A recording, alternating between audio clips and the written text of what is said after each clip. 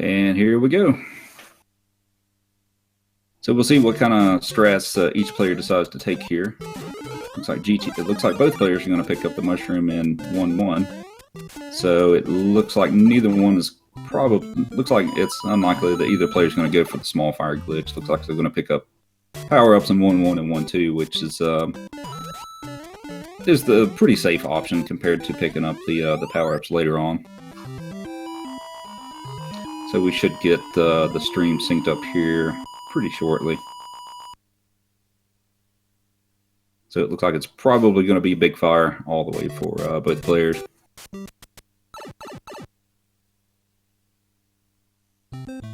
And we got the sync. Both players picking up the fire flower.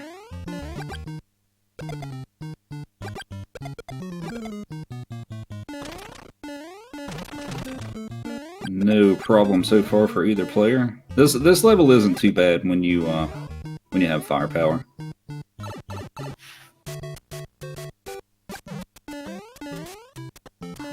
So GTAce got out of the underground just a little bit faster. He got a 350 or 53 into the pipe. Kaku just right behind him.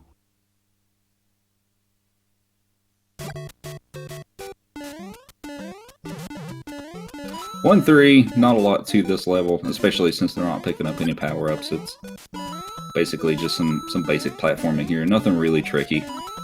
It's a pretty automatic level for most players, especially at this caliber.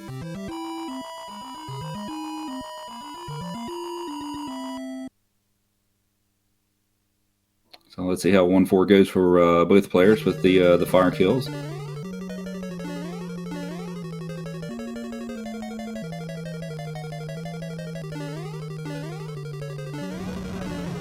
And here goes GTAce. He gets a forward Bowser, slides under him. Both get forward Bowsers. GTAce slid under him. Kaku stopped and shot him there. So GTAce got through just a little bit faster. But it's still neck and neck at this point. It's very early in the match.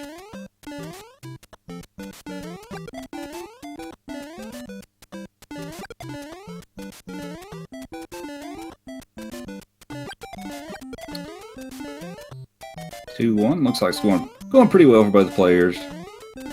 Springboard can be a little tricky, but no problem for either player. So we're going into one of the first relatively tricky levels at times, and that's 2-2, since you get different blooper and cheap sheet patterns on this, and sometimes you can get some patterns that are a little difficult to deal with. We'll see if they can shoot them out of the way if needed. Sounds like Kaku's shooting fireballs to the music.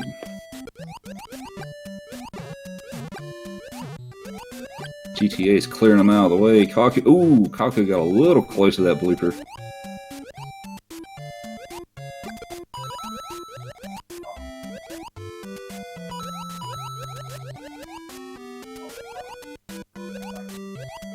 So far going pretty well. Kaku slowed down just a little bit to get himself repositioned there. But nice job on 2-2 by both players. Nobody took a hit, and that's honestly kind of a win in itself, just to make it through that level without taking a hit. On to 2-3, sometimes the cheap patterns can be a little tricky on this level as well. Let's see what they get. GTA is getting pretty good patterns so far, and so is Kaku. I haven't seen anything particularly difficult yet. So pretty easy 2-3 for both on this one. Sometimes you can get some of the cheap sheeps that will spawn just right in the spot when you're trying to make a jump and trying to block your way. So on to 2-4.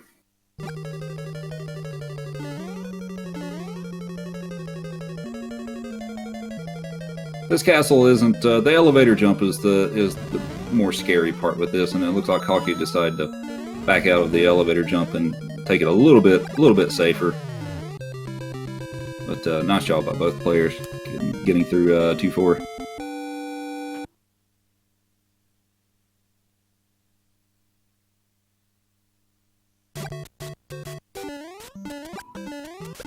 3-1. This one also not typically a big deal, except the staircase at the end can be a little tricky. We'll see how aggressively they go with that. GTA is a nice job on the stairs, and Kaku did a great job on it too. Nice job.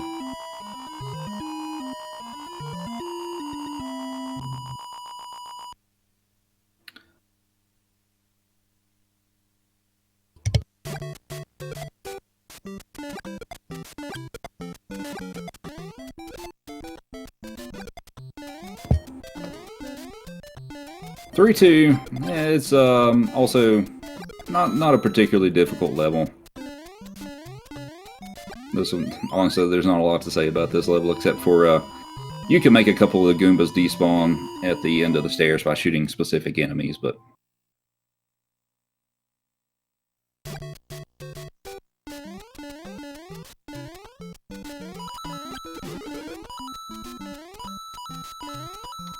on to 3-3. Looks like this is going pretty well.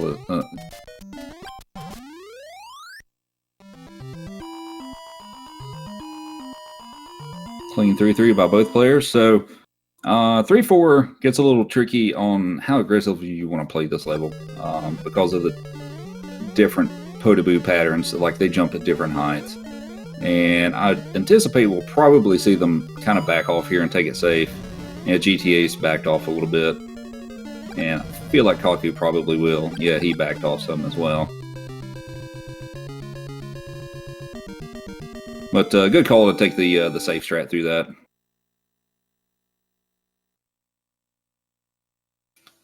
On to 4-1, which is objectively the easiest level in the game.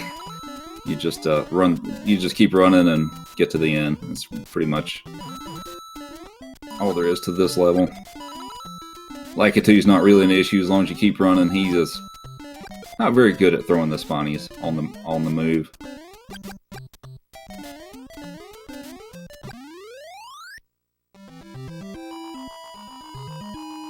Clean 4-1. So now we're going into 4-2, and you could see a difference in the route. Some people like to take the top route, some people like to take the bottom route. So let's see which one they decide to take. We'll get to see GTA first, if he's a top route or a bottom route guy. And GTAce is a bottom route guy. And Kaku he's going to go up top.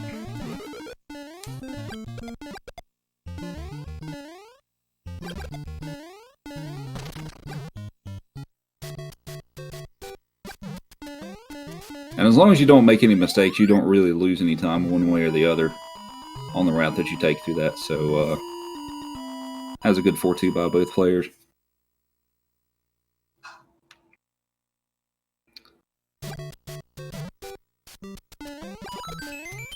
On to 4-3. This one's got a lot of moving platforms on it. It's not overly difficult. But if you do have like a dropped input or something, it is easy to take a death on that because there's so many gaps in the level. Okay, on to 4-4, which is the first of our maze levels in this run.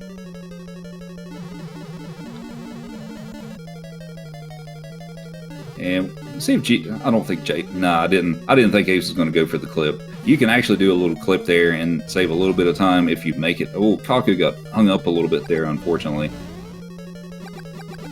But he recovered, and GTAce with a 347, and Kaku's going to get forward Bowser and a 343. So unfortunately, Kaku got a little hung up there. So he probably lost a couple of seconds there, but that's not a huge deal.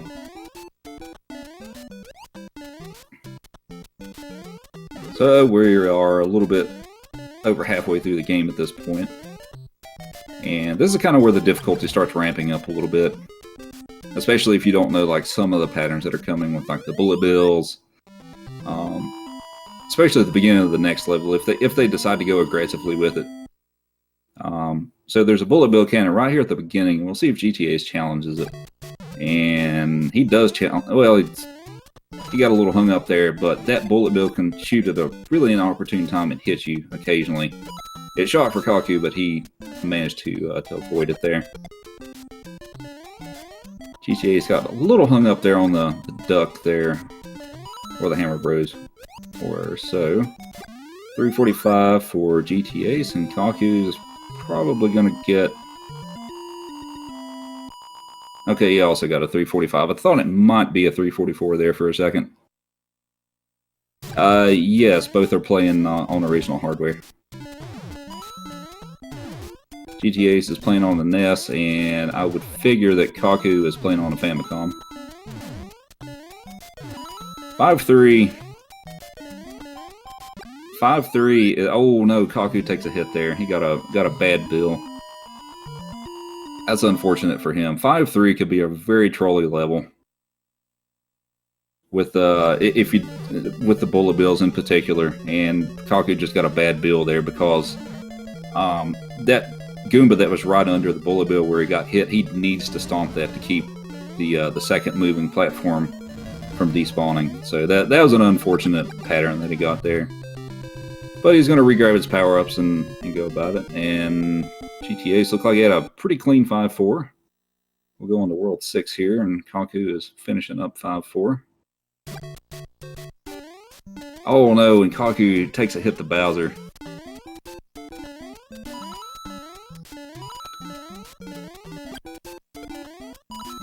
So I would figure that Kaku's probably going to pick up his full set of power-ups again in 6-1.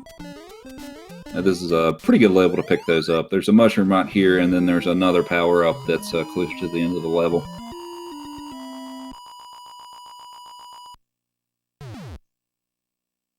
So on to 6-2 for GTA's. This is a fairly technical level, and it's not nearly as bad when you have fire and learn where you need to shoot. But it looks like GTAce is going through pretty well. And he actually needs to slow down just a little bit here at the end. And he does so. If you do it the level as quickly as possible, then you're actually going to end up with 3 on the timer, which will give you 3 fireworks, which wastes a little bit of time. So the way this game works is you get the fireworks if the last digit of your timer is a 1, 3, or a 6. And you get that many fireworks. So one firework doesn't really mean anything. Like, you're not really going to lose any time to that, but you do lose time from with 3 and 6. So players typically try to avoid that whenever possible. And GTAce with a nice 6-3. So Kaku's he's not a full level behind yet at this point, but there's still a lot of things that could go on. Especially since we have World 7 and World 8 coming up. And Kaku got a little hung up there, but he makes it through the rest of 6-3. And lots of lag for GTAce on the fire kill with Bowser.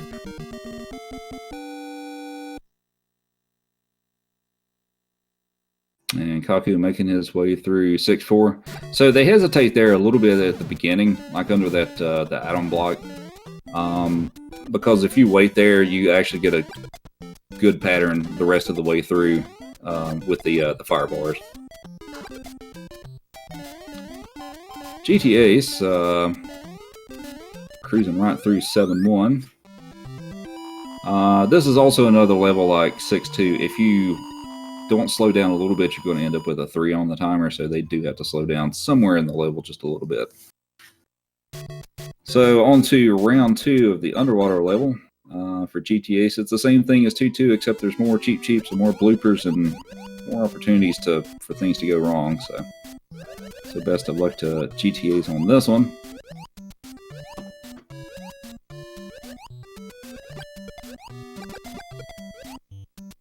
GTA's just using the fireballs and clearing them out of the way. Ooh. Getting a little close. Looks like he's got a pretty good handle on it. And Kaku's starting 7-2. Oh no, GTAce missed, or I wasn't sure if he was trying to swim over the Cheep Cheep or if he just missed the shot on it there. So unfortunately, GTAce takes a hit. And so that means he's not going to have fire to start World 8, which definitely makes it a little more difficult. We'll see if he decides to pick up the mushroom in 7-3 or not. You can make an argument one way or the other if that's actually worth it or not. So we'll see if which way he decides to take this. And he decides to not take the power up.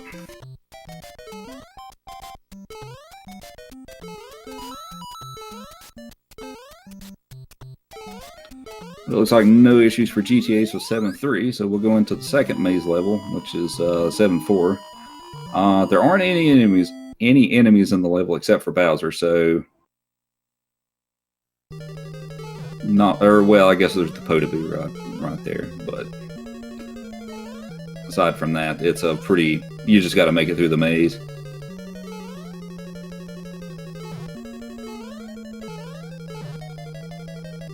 We'll see if GTAce gets a forward Bowser, which would help him out a little bit, and he does not get it. So he's going to have to kill a couple of seconds waiting on Bowser. He could, if he wanted to be super risky, he could have tried to jump through the hammers, but that's not really, that's a pretty risky strat. And I don't know if the players are watching each other, but that wouldn't have been, most likely wouldn't have been a wise decision or a choice to make there. And Kaku getting through 7-4 with no issue. The GTAce having to go World 8 small. And looks like GTAce is going to back off and play this level safe. That's a good call on his part. I don't know if he knows he has the lead or not, but Kaku should make up some time here, most likely. Not a lot of time, but a little bit. And GTAce did actually a very good job with getting the 197 as Small Mario and backing off as well.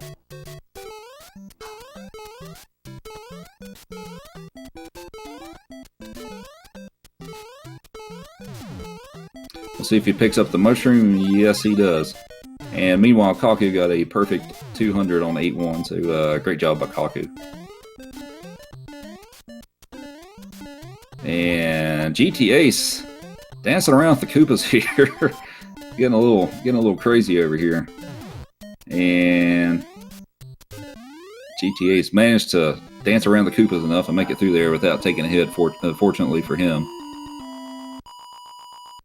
And Kaku coming right along here with fire. And he waits there a little bit at the end. And waits to not get the 3 on the timer here.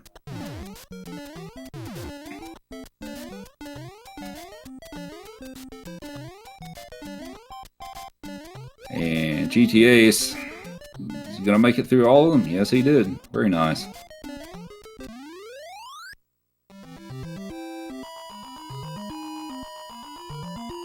So into 8-4 for GTAce. He's just got the last level to do here, and he can afford to take a hit since he's a big Mario. And very nice job with 8-3 for Kaku. So let's see if GTAce goes for the wall jump. I assume he probably will. And he got it. Very nice. And Kaku, he's starting at 8-4 as well.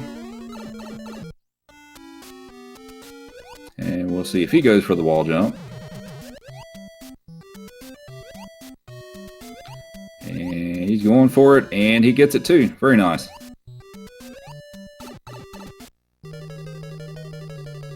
And last room for GTAce. And done. Congrats to GTAce on a 1925. That is a very good race time. And Kaku, honestly, not very far behind here. He's in the last room here. Looks like no problems. And 1945 for Kaku. So that was a very solid race from both players. But congrats to GTAce, and very nice race to both players.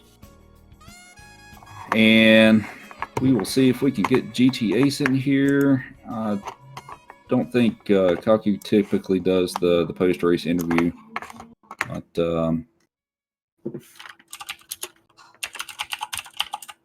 let's see if we can get someone in here for a post-race interview.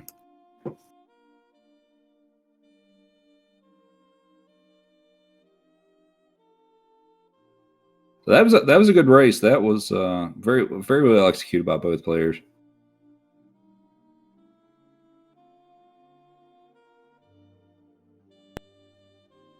So it looks like we have GTAce. He's in the lobby here, so I think he'll join here in just a second.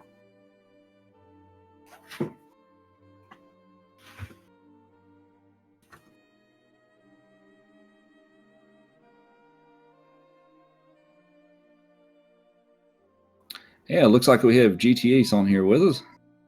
GG on the game. Yeah, thank you. It was terrifying. I saw that cheap in 7-2, and I just lost all hope I had.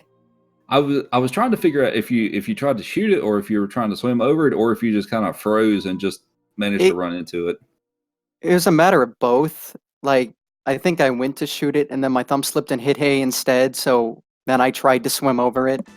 It was all so fast, but it just didn't work out. I swam too high up and got pushed down into him. Yeah, that part was unfortunate. That really looked like about the only that was the only place that you had a significant issue with throughout the whole run. So that was a very solid run. I know I had the struggle in 8-2, but the Coopers were doing some weird shenanigans there, and I didn't know what to do about that. So I was like, okay. I forgot about that there for a moment. Yeah, you danced around with the Koopas there for a little bit. They were doing some weird stuff, so I just had to take it safe to make sure I made it through without getting hit again, because I didn't want to face 8-3 without at least a shroom.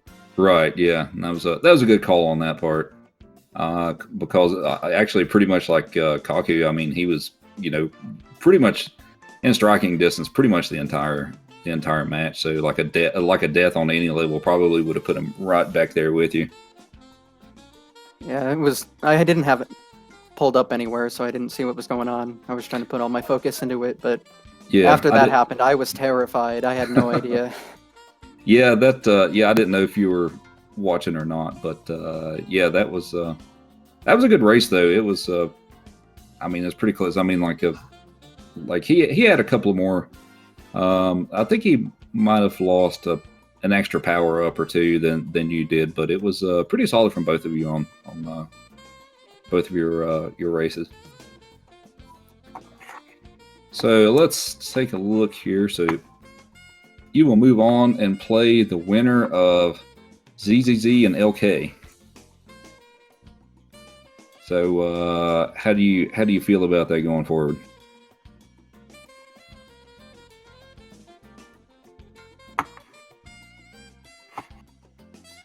I don't know if GTAce is still with us or not. Dang it, my mic unplugged. Oh, whoops. I was like talking and... Okay, well. Yeah, so I said I'm facing all the Japanese runners, it seems, all in a row. And they're all really good, so it's not going to be easy at all. So I got to practice a bunch and just hope for the best, I guess. I'll put my best effort forward. Yeah, that won't be an easy matchup with either winner of that match. So,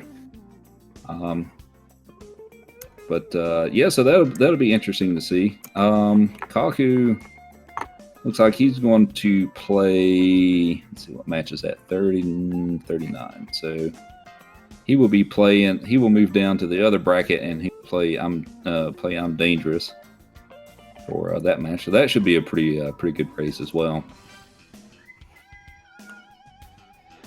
But yeah,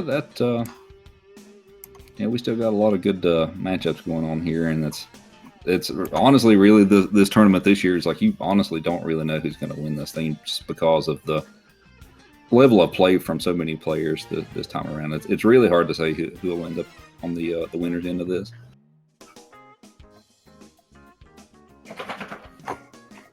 Let's see.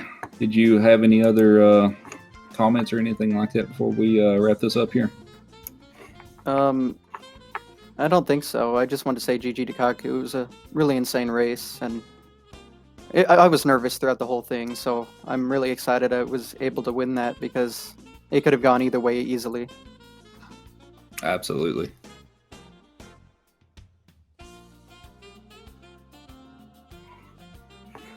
Alrighty. So let's see. Let me take a look at the calendar here. If you enjoyed watching some of these SMB1 matches, we have another match coming up at 11 p.m. Eastern, which is about in an hour and a half. Right. Yeah, I'm trying to convert time zones here.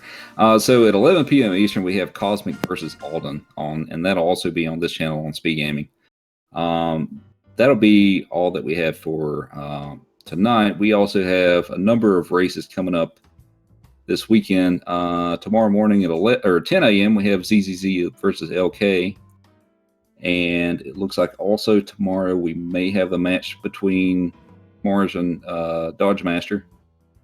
And let's see, what else do we have tomorrow? We also have a doubleheader at 7 p.m., which is JT versus Supersonic and Flex Retro versus 50% Gaming. So that's what we've got coming up for the rest of this evening and tomorrow. So be sure to tune in if you want to see some of these other races on the Speed Gaming family of networks. So. But I think that's going to wrap it up for us here. Thanks everyone for watching. Thanks to Speed Gaming for being able to have this wonderful platform for us to be able to do the restreams on. Your hard work is definitely appreciated. But that being said, I think we're going to wrap it up here. And thanks everyone for watching, and we will see you next time.